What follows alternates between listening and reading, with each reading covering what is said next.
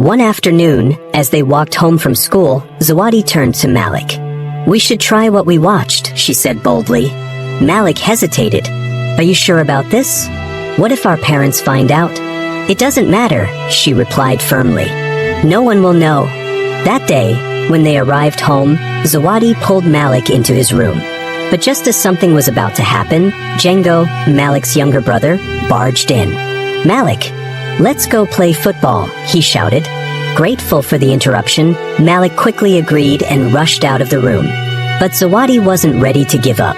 Over the next few weeks, she kept pressing, determined to turn her curiosity into action.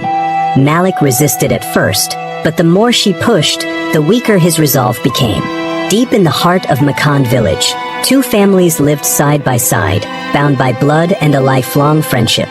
Mr. Baraka had two daughters, Zawadi and Amani, while his brother, Mr. Jabari, had two sons, Malik and Django. The four children were inseparable, growing up as siblings rather than cousins. Among them, Zawadi and Malik shared an unbreakable bond. Born just weeks apart, they were like twins in every way but birth. As they grew older, their friendship remained strong.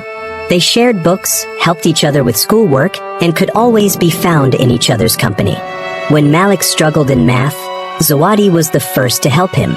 When Zawadi felt sad, Malik was always there to cheer her up. Their connection was pure, built on trust and years of companionship. But as they transitioned into their teenage years, subtle changes began to take root. Zawadi blossomed into a graceful young woman, and Malik's voice deepened, his once small frame broadening with muscle. Despite these changes, their friendship remained intact, at least on the surface. One evening, as Zawadi lay in bed, she overheard her parents giggling in their room. Their laughter was followed by soft, rhythmic sounds that she couldn't understand. Curiosity got the better of her. Tiptoeing to their door, she peeked inside through a small gap. What she saw puzzled her young mind. Her parents were close, their bodies entwined in a way she had never seen before. Their expressions were unusual, their sounds foreign. Confused and curious, Zawadi couldn't stop thinking about what she had witnessed. The next day, she confided in Malik. "Malik, I saw my parents doing something strange last night," she whispered. Malik raised an eyebrow. "What do you mean?" Zawadi described what she had seen, and to her surprise, Malik chuckled. "That's adult stuff," he said casually. "I've seen my parents do it too." Her eyes widened. "Really? You know what it is?" Malik nodded. "I've also seen it on the internet." Intrigued, Zawadi pressed on. "Show me." Malik hesitated. "No, Zawadi.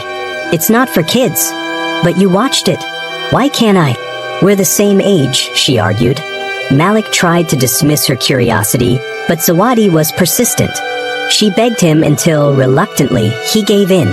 Opening his phone, he played a video for her. At first, the images on the screen felt strange, but neither of them looked away. The more they watched, the more something deep inside them shifted. It was as if their innocence was slipping away, replaced by an unfamiliar curiosity. Before they could process what was happening, Malik's mother, Mama Jabari, arrived home earlier than expected. "Malik, have you washed the dishes?" she called. Panic set in. Malik quickly hid his phone while Zawadi sneaked out through the back door. But something had changed between them. In the days that followed, their curiosity deepened. They found ways to sneak into Malik's room to watch more videos. What started as innocent curiosity soon turned into an obsession. The playful laughter and carefree games that once filled their days were slowly replaced by silence and stolen glances. One afternoon, as they walked home from school, Zawadi turned to Malik. "We should try what we watched," she said boldly. Malik hesitated. "Are you sure about this? What if our parents find out?" "It doesn't matter," she replied firmly. "No one will know." That day, when they arrived home, Zawadi pulled Malik into his room. But just as something was about to happen, Django, Malik's younger brother, barged in. "Malik, let's go play football," he shouted. Grateful for the interruption, Malik quickly agreed and rushed out of the room. But Zawadi wasn't ready to give up. Over the next few weeks, she kept pressing, determined to turn her curiosity into action. Malik resisted at first, but the more she pushed, the weaker his resolve became. One day, they found a secluded spot in the woods near their school. "No one will find us here," Zawadi said with a mischievous smile. Hesitant but unable to refuse, Malik followed her into the thick undergrowth. That day, everything changed. What started as curiosity turned into something neither of them was prepared for. Afterward, Malik was overcome with guilt. "We shouldn't have done that," he muttered. "It's fine, Malik," Zawadi assured him. "We can do it again." "No," he said firmly. "I don't want to." But Zawadi had already made up her mind.